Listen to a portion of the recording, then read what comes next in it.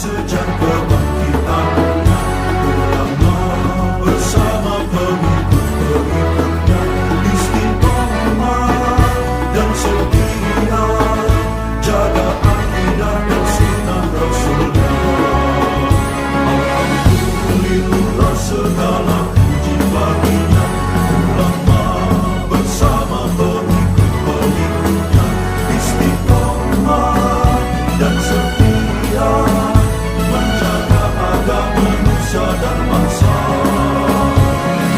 Mari kuatkan niat kita, kita bulatkan tekad kita, terus lanjutkan amal kita, mengembangkan hikmah kita. Assalamualaikum warahmatullahi wabarakatuh.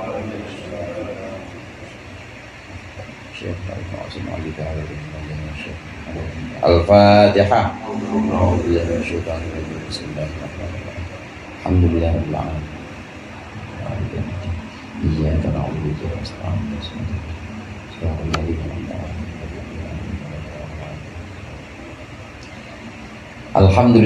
Alhamdulillahil jalali wal ikram ala ma akmalahu min dinil Islam. Wassalatu wassalamu ala nabiyyil huda war rahmah al-mab'uthi bil kitabi wal hikmah sayyidina Muhammadin wa alihi wa sahbihi atba'ihi ajma'in. Amma ba'd, fa inna ahsanal hadithi kitabullah wa khairul hadi hadi Muhammadin sallallahu alaihi wasallam, wa syarrul umuri muhdatsatuha wa kullu muhdatsatin bid'ah wa kullu bid'atin dhalalah. Segenap jamaah majlis taklim dan majlis dzikir Al-Halaqatul Munfarijah yang dirahmati oleh Allah, sebelum kita mulai dzikir malam keempat ini, mari sama-sama kita lanjutkan pengajian kitab Mau'izatul Mu'minin. Adab-adab yang terpisah, artinya adab-adab yang bukan pada event-event tertentu. Kita tahu event kan ya? Event itu acara-acara. Kalau dalam pembahasan sebelumnya ada adab ketika mengundang tamu atau menghadiri undangan. Nah, pembahasan kita yang terakhir ini pembahasan tentang adab-adab di luar acara-acara tertentu. Seperti kemarin, hendaklah kita menjaga adab kita ketika kita keluar di pasar. Apakah boleh makan di pasar? Kemudian juga kita selesai makan, kalau makannya makan siang, maka hendaklah kita ini bertiduran kalau makan siang. Kalau makan malam, maka hendaklah kita ini berjalan. Itu bagian adab yang terpisah, artinya yang tidak ada kaitannya dengan acara-acara tertentu. Yang berikut ini juga termasuk adab-adab terpisah. Ats-tsalitsu yustahabbu ay yahmila at-ta'ama ila ahlil mayyiti. Yang ketiga, yustahabbu disunnahkan ay yahmila at-ta'am, hendaklah seseorang membawa makanan ila ahlil mayyiti, kepada keluarganya mayit. Walamma ja'a na'yu Ja'far bin Abi Thalib, ketika datang berita kematian Ja'far bin Abi Thalib, qala alaihi salatu wasalam, bersabda Nabi alaihi salatu wasalam, inna ala Ja'far syugilu, sesungguhnya keluarga Ja'far itu sedang disibukkan bimayitihim, dengan mayit mereka, ansun ito'amihim, dari membuat atau memasak makanan mereka. Fa'ahmilu, maka bawalah kalian, oleh kalian, ilaihim, kepada mereka, mayakuluna, apa yang mereka bisa makan. Fadzalika sunnatun, maka itu hukumnya sunnah. Wa idza qaddima dzalika ilal jam'i halal aklu minhu, dan ketika itu disajikan ilal jam'i, kepada seluruh orang, halal aklu minhu, maka halallah makan dari sajian itu. Disunnahkan ketika kita ngelawat, ketika kita mengunjungi takziah kematian pada saudara kita, disunnahkan kita bawa makanan, karena itulah yang dilakukan oleh Rasulullah, yang diajarkan oleh Rasulullah saat itu datang berita kematian Ja'far bin Abi Thalib. Ja'far bin Abi Thalib ini kakak kandungnya Sayyidina Ali bin Abi Thalib, kira-kira 10 tahun selisih usianya. Jadi beliau kakaknya Sayyidina Ali, ini adiknya. Sayyidina Ali diurusin oleh Rasulullah SAW. Ja'far diurusin oleh Abbas bin Abdul Muthalib, pamannya juga, pamannya Nabi dan juga pamannya Ja'far. Kenapa? Karena Abu Thalib anaknya banyak, saudara. Anaknya banyak, udah gitu hidupnya juga pas-pasan. Itu Abu Thalib. Tapi meskipun begitu, beliau yang ngurus-ngurus Masjidil Haram, beliau ngurus-ngurus orang-orang yang ada ziarah. Kalau ziarah Masjidil Haram, ya Abu Thalib yang ngurusin. Ini Ja'far bin Abi Thalib, kakaknya Sayyidina Ali. Ketika wafat, berita kematian Ja'far bin Abi Thalib ini sudah sampai, maka Rasulullah pesan kepada para sahabatnya, bawa makanan pada rumah Ja'far, bawa makanan karena keluarga Ja'far itu lagi sibuk dengan jenazahnya Ja'far. Jangan ngarepin atau jangan ngandelin, tapi justru kita yang bawa makanan. Nanti kalau sudah dibawa, kemudian diterima oleh ahlul mayit, oleh keluarga almarhum, disajikan kepada kita lagi, boleh kita makan, nggak apa-apa. Tapi yang terpenting di sini adalah bahwa makanannya itu adalah sunnah pada keluarga mayit. Ja'far bin Abu Thalib ini wafat, di bawahnya itu kalau yang bawa kitab, saya lihat yang bawa kitab cuma 2 orang di sini. Ustaz Kayu mau Ustaz Amin. Ada lagi. Di bawah itu ada sahabiyun min Sya'jani Bani Hashim kana akbaro min akhihi Ali radhiyallahu anhu.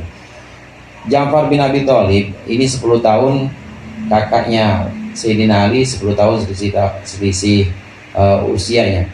Beliau wafat ini dalam perang Mu'tah. Waktu itu hadirin, ini termasuk mujizat Rasulullah. Saat itu harus bertempur ke Mu'tah, dan Rasulullah sebelum keberangkatan sudah menentukan besok yang membawa bendera pertama adalah Zaid bin Harithah. Nanti kalau Zaid bin Harithah wafat, gugur, maka yang wajib memegang panji, yang wajib memegang bendera itu Ja'far bin Abi Thalib. Kalau Ja'far bin Abi Thalib gugur juga nanti di perang Mu'tah besok, maka yang megang adalah Abdullah bin Rawahah. Kemudian kalau Abdullah bin Rawahah ini gugur juga, silakan pilih salah satu di antara kalian yang bisa megang panji. Jadi bendera itu panji Rasulullah itu bendera biasa putih. Jadi bukan ada hitam tulisan la ilaha illallah gitu atau putih, bukan itu. Mahatei, bukan itu. Putih biasa, nggak ada tulisan apa-apa. Orang dulu di Mekah itu yang bisa baca tulis cuma 7 orang. Ya boro-boro buat ngurusin bendera. Oh sekarang banyak tukang sablon, Pak. Bisa mesen. Sekarang dulu mah enggak, yang penting ada benderanya. Kalau bendera itu masih tegak, itu berarti masih kuat pasukannya. Nah ini perang Mu'tah melawan pasukan Romawi, cuma 300 orang. Pasukan Romawi itu diturunkan 10.000 orang pada waktu itu, bertemu di Mu'tah, kira-kira di sekitar Yordan sekarang. Apa yang disampaikan oleh Rasulullah berjalan, berangkatlah ini pasukan 300 orang berangkat ke Mu'tah. Singkatnya bertemu dengan pasukannya Heraklius di situ, dibantu dengan sekutu-sekutunya, baru datang sekutunya ini. Kemudian sampai di sana terjadi perang, dan apa yang disampaikan oleh Rasulullah dipegang betul oleh pasukan. Pertama yang megang adalah Zaid bin Harithah. Kemudian gugur, wafat, kena panah, badannya habis, akhirnya diambil alih panji atau benderanya, liwa istilahnya dulu, ini kemudian dipegang oleh Ja'far bin Abi Thalib. Pegang pakai tangan kanannya, ditebas sama musuh, kena tangan kanan, dipindahin tangan kiri. Kemudian ditebas juga tangan kiri, coba dipeluk gini sama Ja'far. Udah habis saudara, tangannya udah nggak ada, udah tinggal sisa lengannya aja. Masih ditahan oleh Ja'far, tapi Ja'far akhirnya wafat juga, gugur juga. Nah kemudian setelah itu baru dipegang oleh Abdullah bin Rawahah. Abdullah bin Rawahah kemudian gugur juga, tiga-tiganya. Hadirin jamaah rahimakumullah, ini cerita di sono, di Mu'tah. Tapi saat itu Rasulullah nggak berangkat. Rasulullah ada di Masjid Nabawi dan belum perjalanan aja bisa berminggu-minggu ke sana, ke Yordan itu dari Madinah. Ini belum sampai, perang belum selesai, Rasulullah di Madinah udah naik mimbar. Kata Rasulullah, as-salatu jami'ah, ayo salat. Ini ada pasukan kita, kata Rasulullah. Rasulullah menyebutkan Rasulullah menyebutkan pertama Zaid bin Harithah gugur, mohonkan ampunan untuk Zaid bin Harithah. Kemudian Rasulullah diam, matanya berkaca-kaca. Kemudian setelah itu lihat Ja'far bin Abi Thalib memegang panji, dan dia habis juga tangannya, wafat juga. Diam Rasulullah.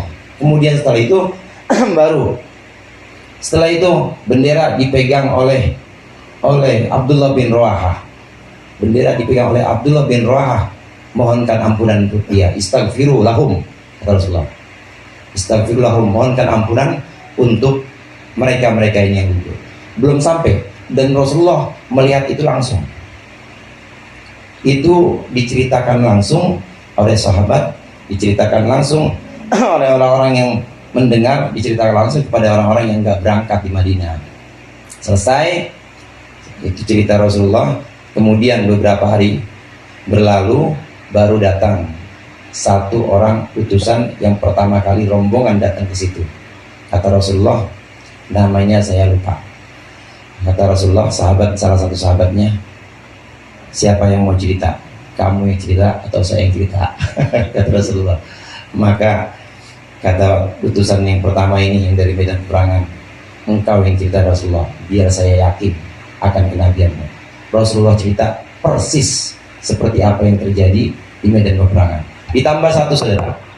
Ditambah satu, kalau sebelum keberangkatan itu Rasulullah nggak menentukan setelah Abdullah bin Rawahah ini siapa, maka Rasulullah kabarkan itu. Setelah Abdullah bin Rawahah ini wafat, gugur syahid, maka bendera dipegang oleh Khalid bin Walid. Tahu Rasulullah itu persis. Dan akhirnya menang 300 lawan 10.000 orang itu. Karena Khalid bin Walid, yang memang Khalid bin Walid ini dulu perang Uhud Islam kalah ya gara-gara Khalid bin Walid, belum masuk Islam waktu itu.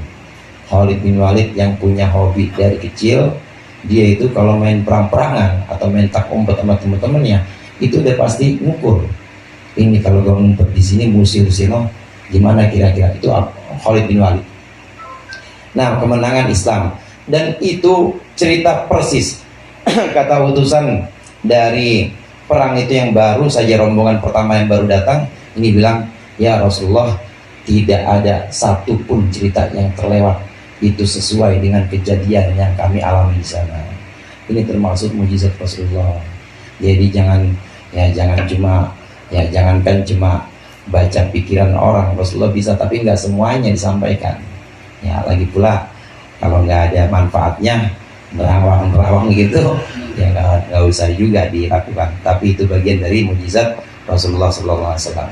Maka hendaklah kita ketika ada kematian membawa makanan kepada keluarga mayit, sebagaimana Rasulullah mengajarkan membawa makanan kepada keluarganya Ja'far bin Abi Thalib. Ar-Rabi'u yang keempat, la yang bagi yahduru ta'amal zalimin. Seyogianya tidaklah seseorang menghadiri makanan orang yang zalim. Fa in ukriha falyuqallil al-akla.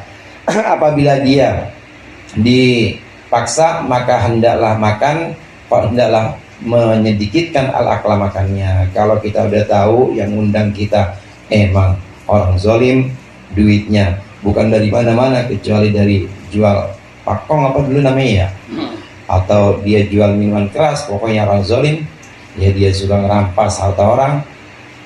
Kalau kita tahu itu hasil pencariannya cuma dari itu aja, maka jangan kita makan makanannya. Awas lu bang, kita makan gue tandain, besok gak selamat lu. Kalau dipaksa begitu gimana? Sedikit aja makannya, jangan nambah. Mentang-mentang diundang gratis kita nambah, jangan, karena kita tahu bahwa yang disajikan itu adalah makanan yang haram. Itimatun wallahu a'lam, mudah-mudahan bermanfaat.